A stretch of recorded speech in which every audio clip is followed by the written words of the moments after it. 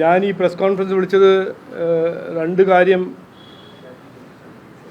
നിങ്ങളുടെ ത്രൂ ജനങ്ങളൊപ്പം ജനങ്ങളെ ബോധ്യപ്പെടുത്താൻ ആഗ്രഹിക്കുന്നു.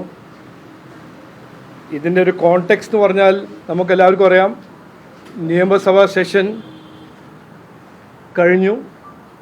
ഇനിയിപ്പോൾ ഇലക്ഷൻ്റെ മുമ്പ് വരാൻ പോകുന്ന ഒരു തേർഡ് ലാസ്റ്റോ സെക്കൻഡ് ലാസ്റ്റ് നിയമസഭാ സെഷൻ ആയിരുന്നു. സംസ്ഥാന സർക്കാർ 9 കൊല്ലം ഭരിച്ചു, 10ാമത്തെ കൊല്ലം ഭരിക്കുന്നു. വരാൻ പോകുന്ന കാലത്തിൽ ലോക്കൽ ബോഡി ഇലക്ഷൻ വരാൻ പോകുന്നുണ്ട്, അത് കഴിഞ്ഞിട്ട് അസംബ്ലി ഇലക്ഷൻ വരും. പക്ഷേ നമ്മൾ കണ്ടത്, ഈ നിയമസഭാ സെഷനിൽ കണ്ടത്, കഴിഞ്ഞ 9.5 കൊല്ലം തകർന്നു കിടക്കുന്ന ഒരു ഇക്കോണമി, ഫൈനാൻഷ്യൽ ക്രൈസിസ് ഉള്ള ഒരു സംസ്ഥാന ഗവൺമെൻറ്, ആരോഗ്യ മേഖല, വിദ്യാഭ്യാസ മേഖല, കാർഷിക മേഖല, കോഓപ്പറേറ്റീവ് സെക്ടർ തകർന്നു കിടക്കുമ്പോൾ അതിൻ്റെ ഒപ്പം രാജ്യത്തിൽ ഏറ്റവും കൂടുതൽ വിലക്കയറ്റം, ഏറ്റവും കൂടുതൽ തൊഴിലില്ലായ്മ ഉള്ള സംസ്ഥാനത്തിനെ കുറിച്ച് ഈ നിയമസഭാ സെഷനിൽ ഒരു ചർച്ചയും നടന്നില്ല. നാട് 21 ഇലക്ഷനിൽ ജനങ്ങൾ തീരുമാനിച്ചത് കോൺഗ്രസ് പ്രതിപക്ഷ പാർട്ടിയാണെന്ന് ജനങ്ങൾ തീരുമാനിച്ചതായിരുന്നു. പക്ഷേ ഇന്ന് ജനങ്ങൾ ഈ നിയമസഭാ സെഷൻ കണ്ട് മനസ്സിലാക്കി ചോദിക്കേണ്ടത്, പ്രതിപക്ഷ പാർട്ടി ഒരു പ്രതിപക്ഷത്തിൻ്റെ ഒരു കടമ, ഒരു ഡ്യൂട്ടി ചെയ്യുന്നുണ്ടോ ഇല്ലയോ? ഈ ഞാൻ പറഞ്ഞ കാര്യങ്ങൾ, തൊഴിലില്ലായ്മ, വിലക്കയറ്റം,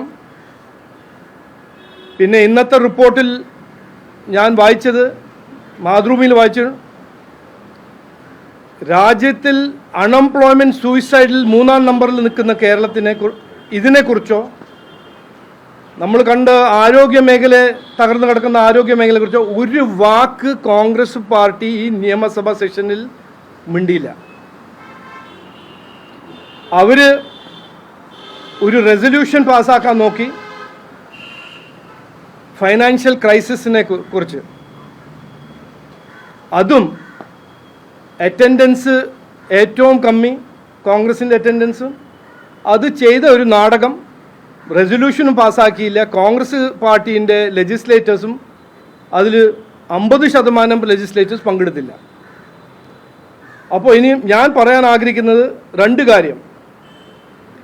ഈ ഫൈനാൻഷ്യൽ ക്രൈസിസ്, കടം വാങ്ങിച്ച് ജീവിക്കുന്ന ഒരു സംസ്ഥാനത്തെ മാറ്റിവെച്ചത്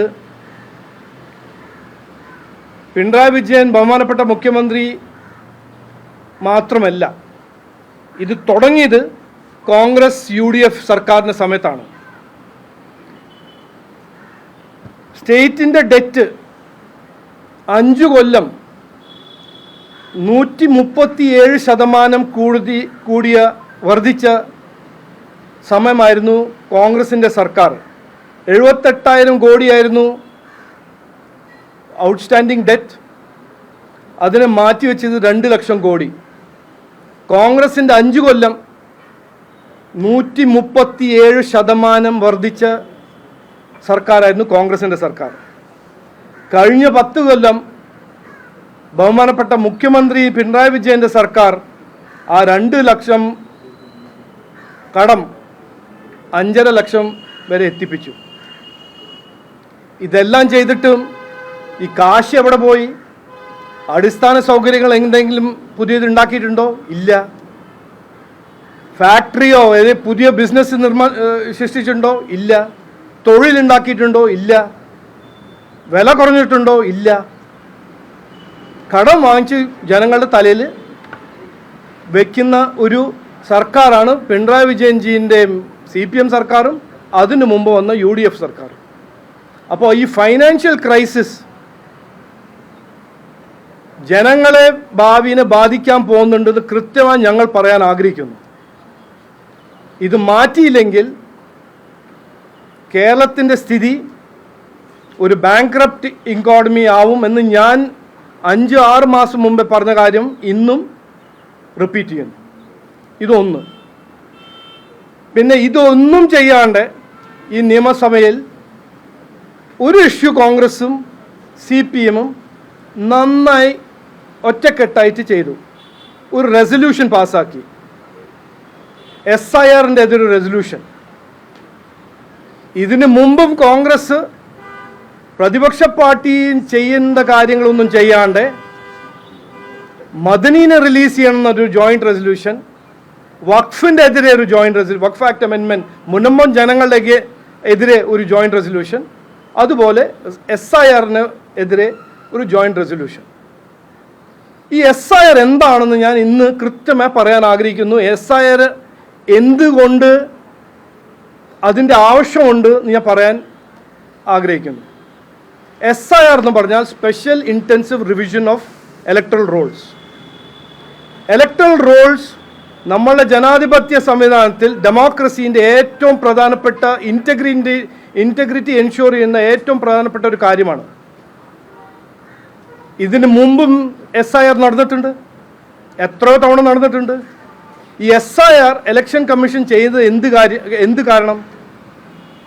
ഇലക്ട്രൽ റോൾസിൽ ഫേക്ക് എലക്ടേഴ്സ് ഉണ്ടെങ്കിൽ, അല്ലെങ്കിൽ ഡ്യൂപ്ലിക്കേറ്റ് ഇലക്ട്രൽ റോൾസിൽ ആരെങ്കിലും കയറിയിട്ടുണ്ടെങ്കിൽ അതിനെ മാറ്റിവെച്ച് ഇലക്ടറൽ പ്രോസസ്സിൻ്റെ ഇൻറ്റഗ്രിറ്റി ശക്തമാക്കാൻ ആണ് ഏറ്റവും പ്രധാനപ്പെട്ട SIR-ൻ്റെ ഉദ്ദേശം. ഈ വരുന്ന SIR ഞാൻ മനസ്സിലാക്കുന്നത്, എൻ്റെ മനസ്സിൽ ഞങ്ങളെല്ലാവരും കുറച്ച് പഠിച്ച ആൾക്കാർ മനസ്സിലാക്കുന്നത് ഏറ്റവും നിർണായകമായ SIR ആണ്. അതിൻ്റെ കാരണം ഞാൻ പറഞ്ഞുതരാം. ഇതിന് മനസ്സിലാക്കാൻ 2004 പോകണം. 2004 മൻമോഹൻ സിംഗ്ജിൻ്റെ സർക്കാർ, ആരായിരുന്നു അതിൻ്റെ പിന്തുണ കൊടുക്കുന്ന പാർട്ടി? CPM. അപ്പോൾ കോൺഗ്രസും CPM ഭരിക്കുന്ന ഒരു സർക്കാർ ആധാർ എന്നൊരു ഇഷ്യൂ മുമ്പോട്ട് വെച്ചു. അതിൻ്റെ ഐഡിയ വന്നത് അടൽ ബിഹാരി വാജ്പേയിൻ്റെ സർക്കാർ പറഞ്ഞ ഒരു നാഷണൽ ഐഡൻറ്റിറ്റി കാർഡായിരുന്നു. നാഷണൽ ഐഡൻറ്റിറ്റി കാർഡിൻ്റെ കോൺസെപ്റ്റിനെ ഡൈല്യൂട്ട് ചെയ്ത് മൻമോഹൻ സിംഗ്ജി തീരുമാനിച്ചു, കോൺഗ്രസ് സർക്കാർ തീരുമാനിച്ചു, ഇതിൽ സിറ്റിസൺഷിപ്പിൻ്റെ ആവശ്യമില്ല, റെസിഡൻറ്റ് മാത്രം മതി.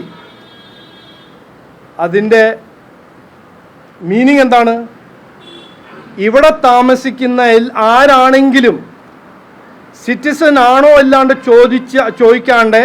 ചോദിക്കേണ്ട ആവശ്യമില്ലാണ്ട് അവർക്ക് റെസിഡൻ്റ് ആയൊരു കാർഡ് കൊടുക്കുക.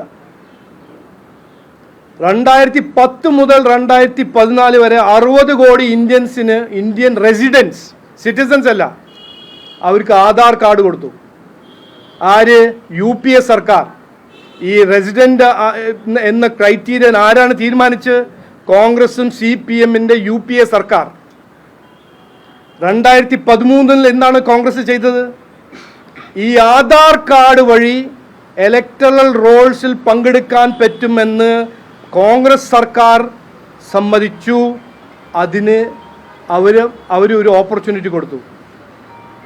അപ്പോൾ 60 കോടി ജനങ്ങൾ, അതിൽ ഒരു വെരിഫിക്കേഷൻ ഇല്ലാണ്ട് ആധാർ കാർഡ് കിട്ടിയവർക്ക് ഇലക്ടറൽ റോൾസിൽ പങ്കെടുക്കാൻ ഒരു ഗേറ്റ് വേ ആയിട്ട് 2013 കോൺഗ്രസ് പാർട്ടി കൊടുത്തു. ഞാൻ CAG പറയുന്നത് ഒരു റിപ്പോർട്ടിൽ കോട്ട് ചെയ്യുന്നു. ഇത് CAG ആണ് പറയുന്നത്, BJP അല്ല, രാജീവ് ചന്ദ്രശേഖർ അല്ല. 2020 CAG പറയുന്നു, the quality of data captured to issue the initial Aadhaar was not good enough to establish uniqueness of identity. That UIDAI between 2009 and 2015 did not prescribe any specific proof or document for confirming whether an applicant has resided in India for the specified period. ഇതിൻ്റെ എന്താണ് meaning? അർത്ഥം എന്താണ്? 60 കോടി ജനങ്ങൾക്ക് ആധാർ കിട്ടി. ആ Aadhaar കിട്ടിയവർക്ക് electoral Rolls പങ്കെടുക്കാൻ ഒരു ഗേറ്റ് വേ ആയിട്ട് കൊടുത്തു. ആധാർ മാത്രം എടുത്തിട്ട് ഇലക്ഷൻ ചെയ്യാൻ പറ്റും, ഇലക്ട്രൽ റോൾസിൽ കയറാൻ പറ്റുമെന്ന് കോൺഗ്രസ് ഗവൺമെൻറ് തീരുമാനിച്ചു. ഈ ആധാർ വെരിഫിക്കേഷൻ പ്രോസസ്സ് 2010 മുതൽ 14 വരെ CAG പറയുന്നു ഒരു ഡോക്യുമെൻറ്റും എടുക്കാണ്ട് ഒരു റെസിഡൻസി പ്രൂഫ് എടുക്കാണ്ട് എത്രയോ പേർക്ക് ആധാർ കൊടുത്തു കോൺഗ്രസ് സർക്കാർ. അപ്പോൾ ഇങ്ങനെ ഒരു കൃത്യമായൊരു തെളിവുണ്ടാവുമ്പോൾ ഇത്ര പേര് വെരിഫിക്കേഷൻ ഇല്ലാണ്ട് ഇലക്ട്രൽ റോൾസ് കയറിയിട്ടുണ്ട് എന്ന് നമ്മൾ CAG പറയുമ്പോൾ നമ്മളെല്ലാവരും മനസ്സിലാക്കുമ്പോൾ ഒരു special intensive revision of electoral rolls വേണ്ടേ? നമ്മുടെ നാടിൻ്റെ നമ്മുടെ രാജ്യത്തിൻ്റെ ഇലക്ട്രൽ റോൾസിൽ നോൺ ഇന്ത്യൻസ് വരാൻ പാടുമോ? ഇതൊരു ഒരു കൃത്യമായൊരു ചോദ്യമല്ലേ? പാടില്ല. നമ്മുടെ ഡെമോക്രസീൻ്റെ ഇൻറ്റഗ്രിറ്റിക്ക് വേണ്ടി ഇലക്ട്രൽ റോൾസ് ഇന്ത്യക്കാർ മാത്രമേ കയറാൻ പാടുള്ളൂ. ഇതാണ് fundamental principle of Indian democracy. അതിനുവേണ്ടി സ്പെഷ്യൽ ഇൻറ്റൻസീവ് റിവിഷൻ ചെയ്യുന്നു. പിന്നെ എന്താണ് രാഹുൽ ഗാന്ധിക്കും CPM-നും ഇതിന് പ്രോബ്ലം? ഞാൻ പറഞ്ഞുതരാം. കേരളത്തിലെ എല്ലാ ഇലക്ഷൻ്റെ മാർജിൻ 2% 3% അപ്പോൾ ഇല്ലീഗൽ ഇമിഗ്രൻസിന് ഒരു ഫേക്ക് ഐഡൻറ്റിറ്റി കിട്ടി ഇലക്ട്രൽ റോൾസിൽ പങ്കെടുക്കാൻ പറ്റിയാൽ ഇത് ആർക്ക് ഗുണം ചെയ്യും? ജനങ്ങൾ ഇതിനെക്കുറിച്ച് ചിന്തിക്കണം, വിചാരിക്കണം. ഞാനൊന്നും പറയുന്നില്ല. രാഹുൽ ഗാന്ധി ഒരു വശത്ത് പറയുന്നു ഇലക്ട്രൽ റോൾസിൽ ഫ്രോഡ് എലക്ടേഴ്സ് ഉണ്ടെന്ന്. രാഹുൽ ഗാന്ധി പറയുന്നു വോട്ട് ചോരി. മറ്റേ വശത്ത് ഇലക്ഷൻ കമ്മീഷൻ പറഞ്ഞു ഞങ്ങൾ ഇലക്ട്രൽ റോൾസിൻ്റെ ഇൻറ്റഗ്രിറ്റി ശുദ്ധീകരണം ചെയ്യാൻ ഒരു സ്പെഷ്യൽ ഇൻറ്റൻസീവ് റിവിഷൻ ചെയ്യാൻ ആഗ്രഹിക്കുമെന്ന് പറയുമ്പോൾ വോട്ട് ചോരി എന്ന് പറയുന്നു. ഈ ഇരട്ടത്താപ്പ് നടക്കില്ല. ജനങ്ങൾ മനസ്സിലാക്കണം. ഇലക്ഷൻ കമ്മീഷൻ ഒരു ഇൻഡിപെൻഡൻറ്റ് കോൺസ്റ്റിറ്റ്യൂഷണൽ ബോഡിയാണ്. അവരുടെ ഒരു കടമയാണ്, കോൺസ്റ്റിറ്റ്യൂഷണൽ ഡ്യൂട്ടിയാണ് ഇൻറ്റഗ്രിറ്റി ഓഫ് ഇലക്ഷൻ ചെയ്യാൻ. ഇത് ചെയ്യേണ്ട ഒരു നിർണായകമായ ഒരു വഴിയാണ് special intensive revision of electoral rolls. ഇതിൻ്റെ കാരണം ഞാൻ പറഞ്ഞു തന്നു. 60 കോടി ആധാറിൽ അതിൽ 10% ഫേക്ക് ആണെങ്കിൽ 6 കോടി ജനങ്ങൾ ഫേക്ക് ID കൊണ്ട് ആധാർ കിട്ടി, ഫേക്ക് ആധാർ കൊണ്ട് ഇലക്ട്രൽ റോൾ കയറാൻ അതൊരു പോസിബിലിറ്റി ആയിട്ട് നമ്മൾ കാണണം.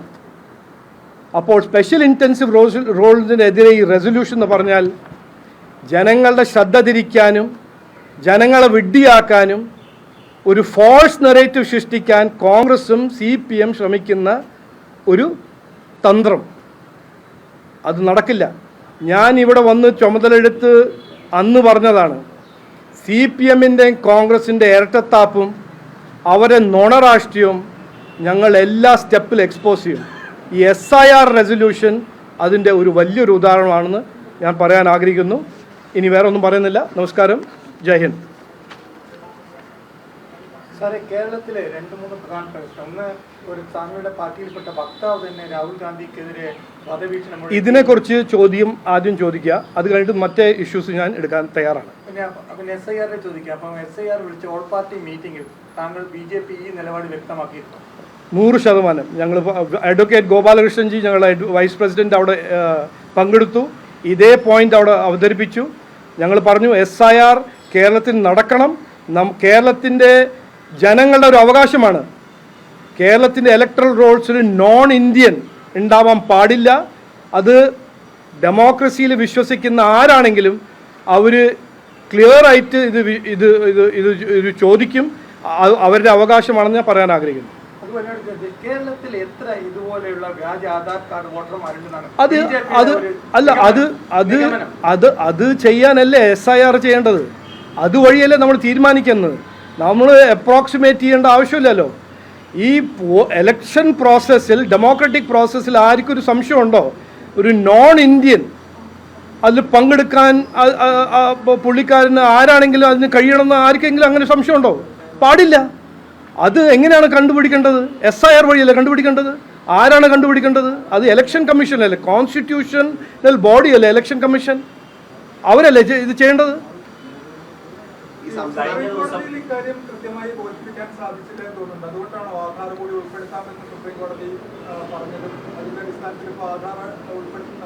അല്ലല്ല, ഞാൻ ഇത് പറഞ്ഞില്ല. ഞാൻ പറഞ്ഞ 100% ആധാർ ഫേക്ക് ആണെന്ന് ഞാൻ പറഞ്ഞല്ലോ. ഈ സ്പെഷ്യൽ SIR-ൽ റിവിഷൻ ഓഫ് ഇലക്ട്രൽ റോൾസിൽ ആധാർ ഒരു one of the many identities ആണെന്ന് സുപ്രീം കോടതി പറയുന്നത്. അത് മാത്രം പോരാ, അതാണ് ഞാനും പറയുന്നത്. കഴിഞ്ഞ ദിവസം പുറപ്പെടുവിച്ചിട്ടുള്ള ഈ അന്തിമ വോട്ടർ പട്ടികയിൽ നിന്ന് 3.25 ലക്ഷം ആളുകളാണ് പുറത്താക്കിയിട്ടുള്ളത്. നേരത്തെ കോടതി ഉത്തരവുണ്ടായിരുന്നത് ഈ പുറത്താക്കുന്ന ആളുകളെ എന്തുകൊണ്ട് പുറത്താക്കി എന്നുള്ള കാരണം വ്യക്തമാക്കണമെന്നായിരുന്നു.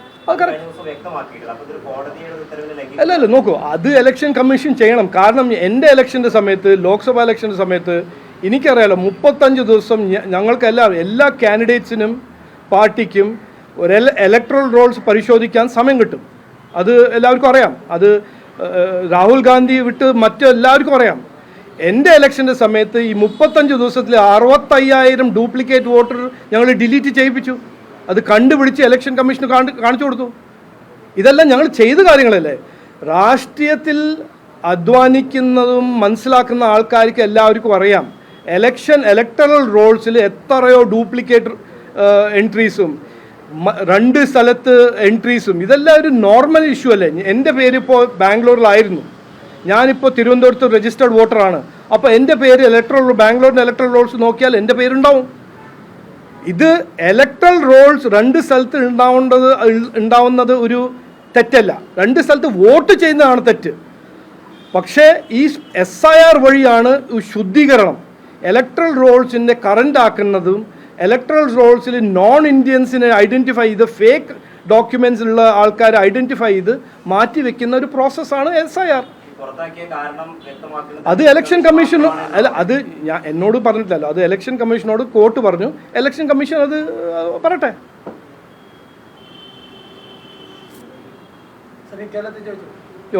ഇത് കഴിഞ്ഞോ? ഫൈനാൻഷ്യൽ ക്രൈസിസിനെ കുറിച്ച് ആർക്കൊന്നും പറയണ്ടേ?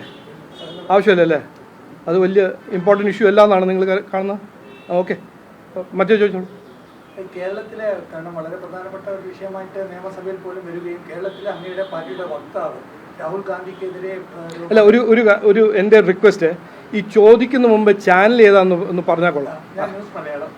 അപ്പോൾ കേരളത്തിലെ വക്താവ്, പാർട്ടി വക്താവ് ഇത്തരമൊരു ഭാഷാ ചാനൽ ഉപയോഗിച്ചു. അപ്പോൾ സ്വാഭാവിക പാർട്ടി അധ്യക്ഷൻ നിനക്ക് താങ്കളുടെ നൽകണം. അല്ല, അത് ഞങ്ങൾ ഇപ്പോൾ പാർട്ടി മിന്നാന്ന് രാത്രി തന്നെ പറഞ്ഞു. അത് ഞങ്ങൾ കാണുന്നത് ശരിയായിട്ട് കാണുന്നില്ല. ഞങ്ങളുടെ രാഷ്ട്രീയം എന്ന് പറഞ്ഞാൽ പേഴ്സണൽ ശത്രുത ആരുടെ എതിരെയില്ല.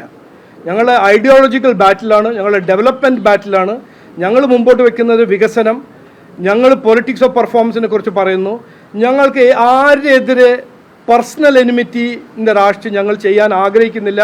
ഞാൻ ആദ്യത്തെ ദിവസം മുതൽ പറയുന്ന കാര്യമാണ്. ഇത് കൃത്യമായി ഞാൻ ഇന്ന് റിപ്പീറ്റ് ചെയ്യുന്നു. ഞങ്ങളുടെ ഒരു വക്താവ് ഒരു പാഷൻ, ഇമോഷൻ, കുറച്ച് ദേഷ്യമുണ്ട് എന്ന് പറഞ്ഞു. അത് പാർട്ടി ശരിയല്ല എന്ന് അദ്ദേഹത്തോടും പറഞ്ഞിട്ടുണ്ട്. അദ്ദേഹം അത് സമ്മതിച്ചിട്ടുണ്ട്. നേതൃത്വത്തിന്റെ പിന്തുണ ലഭിച്ചില്ല എന്ന് പിന്തു മഹാദേവന് പരാതിയുണ്ട്. വാട്സാപ്പ് ഗ്രൂപ്പുകളിലടക്കം ഈ ചാറ്റുകളും നോക്കൂ, നിങ്ങൾ ഈ ഇന്റേണൽ പാർട്ടി ഗോസിപ്പ് നിങ്ങൾ മാനുഫാക്ചർ ചെയ്തിട്ട് എന്നോട് ചോദിക്കേണ്ടെന്നാണ് എൻ്റെ ഒരു അഭ്യർത്ഥന. അല്ല, അത് സാരില്ല. അത് വന്നു, എൻ്റർടൈൻമെൻറ്റിന് വേണ്ടി ആരോ അത് പുറത്ത് വിട്ടു. എൻ്റർടൈൻമെൻറ്റ് ചെയ്യുന്നവരെല്ലാം എൻ്റർടൈൻമെൻ്റ് ആയി. ഞങ്ങൾ ചെയ്യുന്ന കാര്യങ്ങളെല്ലാം ഞങ്ങൾ ചെയ്തു. ആരാണെങ്കിലും ഞങ്ങളുടെ പാർട്ടിയിൽ ഒറ്റക്കെട്ടായിട്ട് നിൽക്കുന്ന ഒരു പാർട്ടിയാണ്. ഇതിൽ ചെറിയ വലിയ ആരും ഇല്ല. പിന്തുണ പാർട്ടീൻ്റെ പിന്തുണ എല്ലാവർക്കും ഉണ്ടാവും. കൈവിടുന്ന പാർട്ടി അല്ല BJP എന്ന് ഞാൻ പറയാൻ ആഗ്രഹിക്കുന്നു, കൃത്യമായി പറയാൻ ആഗ്രഹിക്കുന്നു. അത് സാരില്ല, അത് നമ്മളെല്ലാം എന്തോ അത് എന്നോട് ആരും അങ്ങനെയൊന്നും പറഞ്ഞിട്ടില്ല. നിങ്ങളൊന്നും പറഞ്ഞിട്ടുണ്ടെങ്കിൽ നിങ്ങൾ റിപ്പോർട്ട് ചെയ്തോളൂ. ഇസ്രയേൽ ഉൽപ്പന്നങ്ങൾ ബഹിഷ്കരിക്കാൻ വേണ്ടി ജമാഅത്ത് ഇസ്ലാമി തീരുമാനിച്ചിരിക്കുന്നു. സംസ്ഥാനത്ത് അത്ര ഒരു സ്പർദ്ധ വളർത്തുന്ന രീതിയിലുള്ള ഒരു തീരുമാനമല്ല. അല്ല, ഞാൻ ജമാഅത്തിനെ കുറിച്ച് ഞാൻ ആദ്യം പറഞ്ഞിട്ടുണ്ട്. നിലമ്പൂർ ഇലക്ഷൻ്റെ സമയത്ത് പറഞ്ഞിട്ടുണ്ട്. ജമാഅത്ത് എന്ന് പറഞ്ഞാൽ ജമാഅത്തിൻ്റെ കാഴ്ചപ്പാടും ജമാഅത്തിൻ്റെ ഒരു വിഷൻ സെക്യുലറിസമിൽ വിശ്വസിക്കുന്നില്ല, ഡൈവേഴ്സിറ്റിയിൽ വിശ്വസിക്കില്ല, ഡെമോക്രസിയിൽ വിശ്വസിക്കുന്ന ഒരു സെറ്റപ്പാണ് ജമാഅത്ത്. ഈ നാടിൽ, ഈ രാജ്യത്തിൽ ജമാഅത്തിന് ഒരു സ്ഥലമില്ല, ഒരു പ്ലേസ് ഇല്ല എന്നാണ് ഞാൻ അന്നും പറഞ്ഞു, ഇന്നും പറയുന്നു. ഈ ജമാഅത്തിന് പൊളിറ്റിക്കൽ സ്പേസ് കൊടുക്കുന്നത് ആരാണെന്ന് നിങ്ങൾക്ക് എല്ലാവർക്കും അറിയാം. കൊടുക്കുന്നത് അവർക്ക് പിന്തുണ കൊടുക്കുന്നതും അവർക്ക് ലെജിറ്റിമസി കൊടുക്കുന്നതും അവരുടെ കാഴ്ചപ്പാടിന് ലെജിറ്റിമസി കൊടുക്കുന്നത് ഈ നാട്ടിൽ ഒറ്റ പാർട്ടിയാണ് ഇന്ത്യൻ നാഷണൽ കോൺഗ്രസ്, രാഹുൽ ഗാന്ധിയുടെ കോൺഗ്രസ്. അവരുടെ അവസരവാദ രാഷ്ട്രീയം, അവരുടെ ഡെസ്പറേറ്റ് പോളിറ്റിക്സ് ആണ് ഈ ജമാഅത്ത് പോലെ നോൺ കോൺസിക്വൻഷ്യൽ, നമ്മുടെ ഡെമോക്രസി, നമ്മുടെ കോൺസ്റ്റിറ്റ്യൂഷന് എതിരെ പ്രവർത്തിക്കുന്ന ഓർഗനൈസേഷന് ലെജിറ്റിമസി കൊടുക്കുന്നത്. ജമാഅത്ത് എന്ത് വിശ്വസിച്ചാലും ഇവിടെ അത് നടക്കില്ല. ഇസ്രായേലാണോ ഏത്, ഈ നാട്ടിൽ freedom of expression, freedom to conduct business, freedom to practice religion constitutional guaranteed fundamental rights ആണ്. അത് ജമാഅത്തും കോൺഗ്രസും അവർ എന്ത് വിചാരിച്ചാലും അത് ചേഞ്ച് ചെയ്യാൻ പോകുന്നില്ല. ആർക്കും ബാധിക്കാൻ അത്ര ശക്തി ഇല്ല എന്ന് ഞാൻ കൃത്യമായി പറയുന്നു. ശബരിമലയിലെ ഇപ്പം വളരെ പ്രധാനപ്പെട്ട വിഷയം ആരാന്ന് പറയണം. പറയും. ശബരിമലയിലെ അല്ല, ഞാൻ ഇങ്ങോട്ട് നോക്കി പറയണോ? അവിടെ ഓക്കെ. അല്ല, ഇങ്ങനെ ശബരിമലയിൽ ഇപ്പൊ സ്വർണ്ണപ്പള്ളിയിൽ വൻ വിവാദമാണ്. കാരണം ശബരിമലയിൽ ഒരു കണക്കുമില്ല, ഒരു സ്വർണ്ണത്തിനോ അല്ലെങ്കിൽ ദേവസ്വം ബോർഡിനോ ഇങ്ങനത്തെ ഒരു അവസ്ഥയാണ് ശബരിമലയിലുള്ളത്. ഇപ്പൊ സ്വാഭാവികമായിട്ടും ദേവസ്വം ബോർഡ് എന്ന് പറയുന്നു, വിജിലൻസ് പറയുന്നു, കോടതി പറയുന്നു. ശബരിമല എന്താ നടക്കുന്നത്? BJP ഞാൻ ശബരിമലയെ കുറിച്ച് ഞാൻ ഒരു 2-3 ആഴ്ച മുമ്പ് ഞാൻ പറഞ്ഞ കാര്യങ്ങൾ നിങ്ങൾക്ക് ഓർമ്മയുണ്ടെന്ന് ഞാൻ വിശ്വസിക്കുന്നു. ഇവിടെ ഒരു ഹിപ്പോക്രസി, ഇരട്ടത്താപ്പ്, ജനങ്ങളെ വിഡ്ഢിയാക്കുന്ന ഒരു രാഷ്ട്രീയം നടക്കാൻ ശ്രമിക്കുന്ന ഒരു പാർട്ടിയാണ് ബഹുമാനപ്പെട്ട മുഖ്യമന്ത്രിൻ്റെ CPM. അത് സംഗമം ഒരു വഴി, പിന്നെ അവിടെ നടക്കുന്ന അഴിമതി, അതിനെക്കുറിച്ച് ഇപ്പോൾ ഞാനല്ലല്ലോ പറഞ്ഞത്, BJP അല്ലല്ലോ പറഞ്ഞത്, അത് തന്നെത്താൻ പുറത്തു വരുന്നില്ല. ഇതിൻ്റെ ഒരു അന്വേഷണം നടക്കണ്ടേ? കുറച്ചെങ്കിലും ഒരു റെസ്പോൺസിബിലിറ്റി ഉള്ളൊരു സർക്കാരാണെങ്കിൽ, കുറച്ച് നാണം, ഞാൻ 100% നാണം ആവശ്യപ്പെടുന്നില്ല, കുറച്ചെന്തെങ്കിലും ഒരു നാണം ഉണ്ടെങ്കിൽ സംസ്ഥാന സർക്കാർ ഇതിനെക്കുറിച്ച് ഇൻവെസ്റ്റിഗേഷൻ നടത്തും. 4 kg ഗോൾഡ് മിസ്സിങ് എന്ന് പറഞ്ഞാൽ അത് ചെറിയൊരു നിസ്സാര കാര്യമല്ല. അതും ശബരിമലയിൽ അല്ല, ഇത്ര വിശ്വാസികൾ വിശ്വസിക്കുന്ന ഒരു അമ്പലവും ഒരു ഭഗവാനെ കുറിച്ച് ഇങ്ങനെ ഒരു ദ്രോഹം നമ്മൾ 2018 കണ്ട ദ്രോഹം കണ്ടു. അത് കണ്ട് ജനങ്ങളെ വിഡ്ഢിയാക്കാൻ ഒരു സംഗമം നടത്തുക, അത് കഴിഞ്ഞ് സ്വർണം തട്ടിപ്പ് അവിടെ നടത്തുക പറഞ്ഞാൽ ഇത് ഞാനൊന്നും പറയേണ്ട ആവശ്യമില്ല. ജനങ്ങൾ ഇതെല്ലാം കേൾക്കുന്നുണ്ട്, മനസ്സിലാക്കുന്നുണ്ട്. 2026 ഇലക്ഷൻ ജനങ്ങളും ഇതിനെക്കുറിച്ച് കൃത്യമായ ഒരു മെസ്സേജ് ബഹുമാനപ്പെട്ട മുഖ്യമന്ത്രിയുടെ പാർട്ടിക്ക് കൊടുക്കും. ഈ NSS അടുത്ത കാലത്ത് CPM അനുകൂല നിലപാട് സ്വീകരിച്ചു, അതിനെ BJP എങ്ങനെയാണ് കാണുന്നത്? ഞങ്ങൾ അങ്ങനെയൊന്നും കാണുന്നില്ലല്ലോ. നോക്കൂ, ഈ നാട്ടിൽ എല്ലാവർക്കും ഒരു അവകാശമുണ്ട്. പൊളിറ്റിക്കൽ സപ്പോർട്ട് കൊടുക്കാനും നേടാനും തേടാനും എല്ലാവർക്കും അവകാശമുണ്ട്. അദ്ദേഹം പറഞ്ഞു, അദ്ദേഹത്തിന് എനിക്ക് പേഴ്സണലായിട്ട് നല്ല ബഹുമാനമുണ്ട്. സുകുമാരൻ നായർജീനെ ഞാൻ നന്നായിട്ട് അറിയും, ബഹുമാനിക്കുന്ന ഒരു വ്യക്തിയാണ്. അദ്ദേഹം പറഞ്ഞു എന്ത് കോണ്ടെക്സ്റ്റിൽ പറഞ്ഞു, അദ്ദേഹത്തിനോട് നിങ്ങൾ ചോദിക്കൂ. പക്ഷേ എനിക്ക് അതിനെക്കുറിച്ച് ഒരു സങ്കടവുമില്ല, ഒരു പ്രോബ്ലവുമില്ല, ഒരു സംശയവുമില്ല. ഈ എയിംസുമായി ബന്ധപ്പെട്ട് തൃശ്ശൂരാണോ ആലപ്പുഴയാണോ എന്നുള്ള സുരേഷ് ഗോപിയുടെ ഒരു അഭിപ്രായ വ്യത്യാസം വരുന്നത്. അതേസമയം PT ഉഷ പറയുന്നത് കോഴിക്കോട് വേണമെന്ന്. അപ്പോൾ BJPയുടെ അല്ല, നോക്കൂ, ഞങ്ങളുടെ പാർട്ടിയിൽ ഞാൻ ആഗ്രഹിക്കുന്നത് തിരുവനന്തപുരത്ത് വരണം, സുരേഷ് ഗോപി ആഗ്രഹിക്കുന്നത് അത് ഒരു നോർമൽ ഇഷ്യൂ അല്ലേ. സുരേഷ് ഗോപി ആഗ്രഹിക്കുന്നത് തൃശ്ശൂർ വേണം, PT ഉഷാജി ആഗ്രഹിക്കുന്നത് കോട്ടയം വേണം. ഞങ്ങളെല്ലാവരും ആഗ്രഹിക്കുന്നത് എന്താണ്? കേരളത്തിലൊരു എയിംസ് പെട്ടെന്ന് വരണം. അത് നഡ്ഡാജി കോട്ടയത്ത് വന്നപ്പോൾ, കൊല്ലത്തിൽ വന്നപ്പോൾ പറഞ്ഞല്ലോ, കേരളത്തിൽ എയിംസ് വേഗം വരും, ശരി സമയത്ത് വരും, ശരി നല്ല സ്ഥലത്ത് പോകും എന്ന് പറഞ്ഞു. സംസ്ഥാന സർക്കാരുമായി ഒരു കൂടിയല്ല, സംസ്ഥാന സർക്കാർ കോഴിക്കോടാണ് പ്രിഫർ ചെയ്യുന്നത്. അപ്പോൾ അതിൽ നിന്ന് കേരളത്തിൽ നിന്ന് ഒരു മന്ത്രി മാറ്റി പറയുമ്പോൾ അതൊരു തർക്കത്തിന് കാരണമാകും. അല്ല, തർക്കത്തിൽ അപ്പോൾ ഇതിലിപ്പോൾ സംശയമുണ്ടോ? സംസ്ഥാന സർക്കാരിൻ്റെ കാഴ്ചപ്പാടും ഗവൺമെന്റ് ഓഫ് ഇന്ത്യന്റെ കാഴ്ചപ്പാടിൽ എത്രയോ വ്യത്യാസമുണ്ടോ? അതിൽ സംശയം ആർക്കും ഇല്ലല്ലോ. എന്തുകൊണ്ടാണ് BJPക്ക് ഈ വിഷയത്തിൽ ഒരു സമവായം ഉണ്ടായി? എല്ലാ നേതാക്കൾക്കും ഒരു സ്ഥലത്ത് എയിംസ് വേണമെന്ന് പറയാൻ കഴിയാത്തത്? അല്ല, അങ്ങനെ എന്തിനാ ഞങ്ങൾ പറയുന്നത്? എനിക്കിപ്പോൾ തിരുവനന്തപുരത്ത് പറയാൻ എൻ്റെ ഒരു അവകാശമല്ലേ. എനിക്ക് തിരുവനന്തപുരത്ത് വരണം, എൻ്റെ ഒരു ആഗ്രഹമല്ലേ. എൻ്റെ ഒരു ആഗ്രഹമാണ് തിരുവനന്തപുരത്ത് വരണം, നെയ്യാറ്റിൻകരയിൽ വരണം. എനിക്ക് അത് പറയാൻ എൻ്റെ ഒരു അവകാശമാണ്. ഞാൻ അവിടെ മത്സരിച്ച് അവിടെ 3.5 ലക്ഷം ജനങ്ങൾ എന്നെ സപ്പോർട്ട് ചെയ്ത ഒരു സ്ഥലത്ത് എനിക്ക് എയിംസ് കൊണ്ടുവരാൻ ആഗ്രഹമുണ്ട്. അത് ഞാൻ പറയും, അതിലെന്താ തെറ്റ്? ഒരു പ്രശ്നവുമില്ല. നിങ്ങൾ വെറുതെ പ്രശ്നം ഉണ്ടാക്കണ്ട. ഞാനൊരു പ്രശ്നവും കാണുന്നില്ല. നോക്ക്, കറക്റ്റ് സമയത്ത് ആരാണ് തീരുമാനിക്കേണ്ടത്? പ്രധാനമന്ത്രിജിയാണ്, നഡ്ഡാജിയാണ്, ഹെൽത്ത് മിനിസ്റ്ററാണ്, സംസ്ഥാന സർക്കാരാണ്. അവർ 3 പേരും ഇരുന്ന് തീരുമാനിക്കും. അത് തീരുമാനിച്ചത് കേരളത്തിലല്ല. എനിക്ക് ഒരു തിരുവനന്തപുരത്ത് വന്നാലും തൃശ്ശൂരിൽ വന്നാലും കോട്ടയത്ത് വന്നാലും കേരളത്തിൽ വന്നാൽ എനിക്ക് സന്തോഷം. ഒരു വാശിയും പിടിക്കുന്നില്ല. അത് നിങ്ങൾ വിശ്വസിക്കുക. ഞാൻ സുരേഷിനെ കുറിച്ച് സുരേഷ് ജി പറയുന്നത് ഞാൻ വാശിയായിട്ട് കാണുന്നില്ല. സുരേഷ് ജി അവിടുത്തെ എലക്റ്റഡ് MP ആണ്. അപ്പോൾ അദ്ദേഹത്തിൻ്റെ ആദ്യത്തെ പ്രയോറിറ്റി തൃശ്ശൂരിൽ കൊണ്ടുവരണമെന്നാണ് അദ്ദേഹത്തിൻ്റെ ആഗ്രഹം. അല്ല, അത് ഓക്കെ പറഞ്ഞു. പിന്നെ തൃശ്ശൂർ പറഞ്ഞു, ആലപ്പുഴയും പറഞ്ഞു. എന്താണ് അതിൽ എന്താ ഇഷ്യൂ? അല്ല, എന്താണ് അതിൽ പ്രോബ്ലം? എന്താണ് എനിക്ക് മനസ്സിലാവുന്നില്ല. ആലപ്പുഴയിൽ വന്നില്ലെങ്കിൽ എവിടെ സ്ഥാപിക്കണമെന്ന് പറയാൻ തനിക്ക് അവകാശമുണ്ടെന്നാണ് സുരേഷ് ഗോപി പറയുന്നത്. പറയട്ടെ, അത് എനിക്കും അവകാശമുണ്ട്. ഫ്രീഡം ഓഫ് സ്പീച്ച് നിങ്ങൾക്ക് മാത്രമാണോ? ഞങ്ങൾക്കും ഇല്ലേ ഫ്രീഡം ഓഫ് സ്പീച്ച്? പാർട്ടി അഭിപ്രായം പറയുകയും ചെയ്തു. വ്യക്തിപരമായ അഭിപ്രായം മാത്രമാണ് പാർട്ടിക്ക് അങ്ങനെ അഭിപ്രായം പറഞ്ഞു. ഇത് ഞാൻ പറഞ്ഞാൽ ഇത് വ്യക്തിപരമായ അഭിപ്രായമല്ല. എയിംസിനെ കുറിച്ച് ഞാൻ എന്താണ് പറയേണ്ടത്? എനിക്ക് ആഗ്രഹമുണ്ട്, നെയ്യാറ്റിൻകര വന്നാൽ എനിക്ക് ഇഷ്ടമാവും, എനിക്ക് വളരെ സന്തോഷമാവും ഞാൻ പറയാൻ. അത് എൻ്റെ വ്യക്തിപരമായ ഒപ്പീനിയൻ അല്ല. അത് തീരുമാനിക്കേണ്ടത് ഹെൽത്ത് മിനിസ്റ്ററും പ്രൈം മിനിസ്റ്ററും ചീഫ് മിനിസ്റ്ററും അല്ലേ. അല്ല, ഞാനൊരു കാര്യം കൃത്യമായി പറയാൻ ആഗ്രഹിക്കുന്നു. BJP ഒരു തർക്കമില്ല.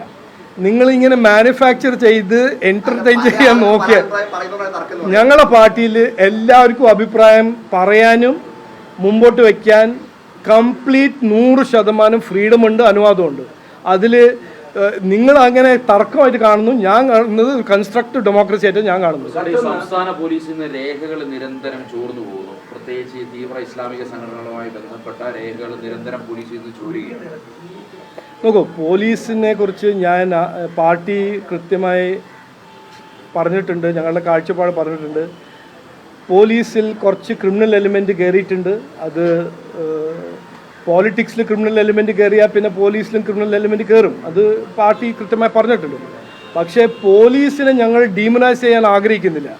പോലീസിൻ്റെ റിഫോംസും പോലീസിനെ മോഡേണൈസ് ചെയ്യാൻ ഞങ്ങൾക്കൊരു കാഴ്ചപ്പാടുണ്ട്. ഞങ്ങൾക്ക് അങ്ങനെ ഒരു അവസരം ജനങ്ങൾ തന്നാൽ അത് ചെയ്യും എന്ന് ഞങ്ങൾ മുമ്പോട്ട് കൃത്യമായി പറഞ്ഞിട്ടുണ്ട്. ഓക്കെ.